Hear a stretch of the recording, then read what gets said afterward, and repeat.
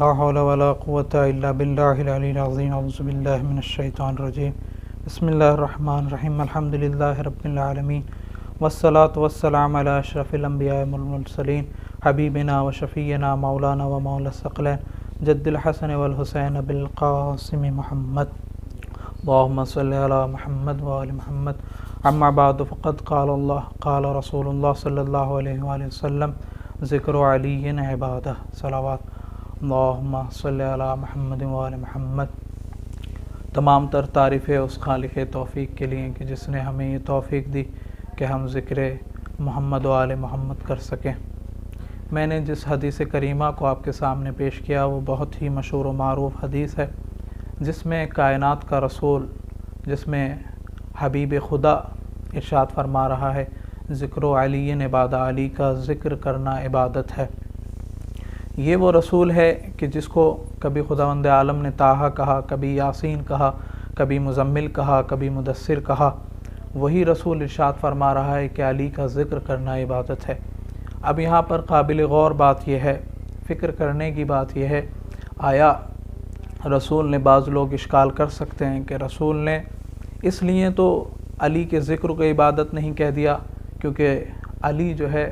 آپ کے داماد ہیں، یا اس لیے تو علی کے ذکر کو عبادت نہیں کہہ دیا کیونکہ علی جو ہے آپ کے چچازاد بھائی ہیں۔ اسی شبہے کو دور کرتے ہوئے اور اسی شبہے کا ازالہ کرتے ہوئے خداوند عالم نے اپنے رسول کی زبان کی ذمہ داری لیتے ہوئے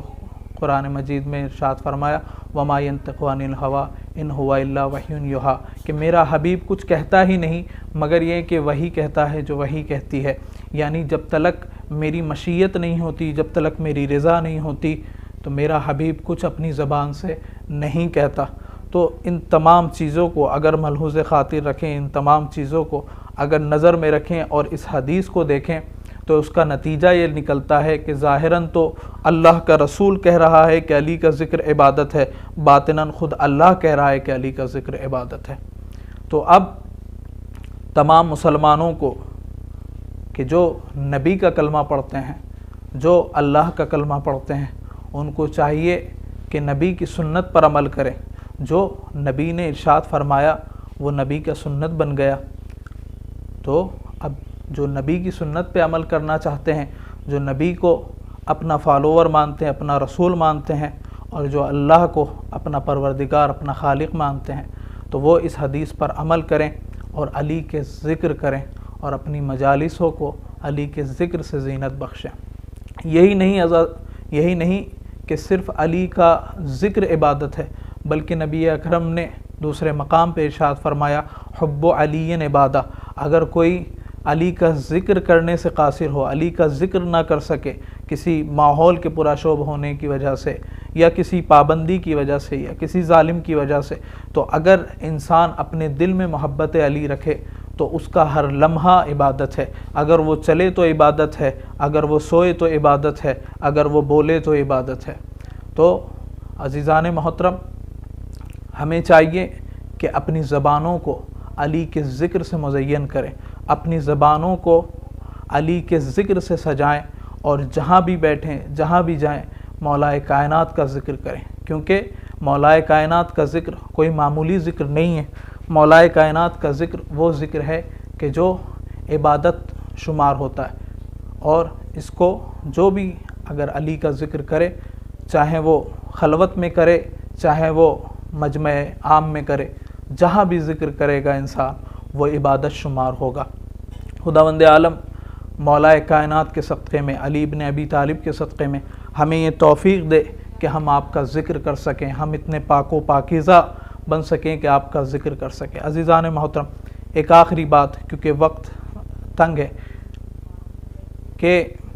علی کے ذکر کو اگر کسی نے سمجھا، یا علی کے ذکر کی لذت کو جو سمجھنے والا، یا علی کی ذکر کی جس نے اپنی موت کی پرواہ نہ کرتے ہوئے بھی دار پر چڑھ کر، جس ذات کا نام میثم تمار بتایا گیا تاریخ میں، اس ذات اقدس نے علی کے ذکر کو دار پر چڑھ کر بھی اپنی زبان دینے کے بعد بھی علی کا ذکر کیا، اپنی جان دینا گوارا کیا لیکن علی کا ذکر کیا، زبان کٹ گئی میثم کی لیکن علی کا ذکر نہیں چھوڑا۔ جب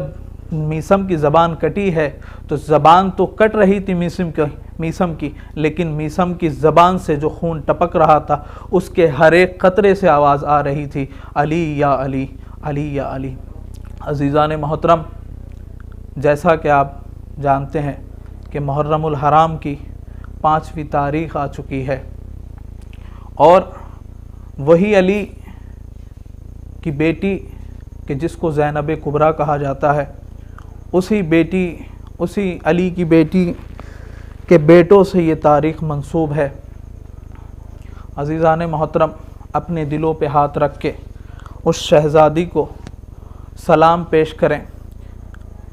بڑی مظلوم شہزادی ہے، بڑی مظلومہ شہزادی ہے، اسی شہزادی کو سلام پیش کرتے ہیں، اسی شہزادی کو پرسہ پیش کرتے ہیں۔ السلام علیک یا بنت امیر المؤمنین، السلام علیک یا بنت الزہراء، السلام علیک یا زینب الکبریٰ۔ اے زینب کبریٰ ہمارا سلام قبول کریں، اے زینب کبریٰ ہم آپ کو آپ کے لاڈلوں کا پرسہ دینے آئے ہیں۔ اے میری بی بی آپ کو آپ کے اونو محمد کا پرسہ، اے میری بی بی ہم نے تاریخ میں پڑھا ہے کہ آپ نے اپنے شہزادوں کا ماتم نہیں کیا لیکن اپنے بھائی کا ماتم کرتی رہیں۔ اے میری شہزادی ہم آپ کے لاڈلوں کا ماتم بھی کریں گے، اے میری شہزادی ہم آپ کے لاڈلوں پر آنسو بھی بہائیں گے۔ زینب کبریٰ اسی شام میں آج موجود ہے، اسی شام میں عزاداروں زینب کبریٰ کی قبر موجود ہے، جس شام میں زینب کو اسیر کر کے لے جایا گیا تھا۔ ہاں عزاداروں زینب کی قبر اسی شام میں موجود ہے جہاں زینب کو پتھر مارے گئے، جہاں زینب پر کھولتا ہوا پانی پھینکا گیا۔ عزاداروں آج بھی زینب کی قبر وہاں موجود ہے جہاں زینب کو اسیر کر کے لے جایا گیا۔ تماشائیوں کا مجمع چھتوں پر موجود تھا، دربار سجا ہوا تھا۔ عزاداروں اسی زینب کو پرسہ دینا ہے، اسی زینب کو پرسہ دینا ہے جس نے کبھی اپنے بیٹوں کا ماتم نہیں کیا لیکن اپنے حسین پر گریا کرتی رہی۔ عزاداروں شب عاشور امام حسین خیاموں کی طرف چکر لگا رہے تھے، ایک خیمے سے حسین نے آواز سنی۔ کیا آواز آ رہی تھی کہ ایک بی بی اپنے بچوں سے کہہ رہی تھی، اے میرے لاڈلو، اے میرے لاڈلو کل تمہیں اپنے ماموں پر جان فدا کرنی ہے، اے میرے لاڈلو کل تمہیں اکبر پر فدا ہونا ہے۔ عزاداروں زینب اپنے بچوں سے کہہ رہی تھی، اے میرے لاڈلو میں جانتی ہوں تم جعفر طیار کے پوتے ہو، اے میرے لاڈلو میں جانتی ہوں تم علی کے نواسے ہو، میں جانتی ہوں تم عباس کی جنگ سکھائے ہوئے ہو۔ اگر تم دریا پر جانا تمہیں اپنی ماں زینب کا واسطہ ہے، تمہیں اپنی ماں زینب کا واسطہ ہے۔ اے میرے لاڈلو تم پانی نہ پینا، تم یہ ہرگز نہ بھول جانا کہ خیمے میں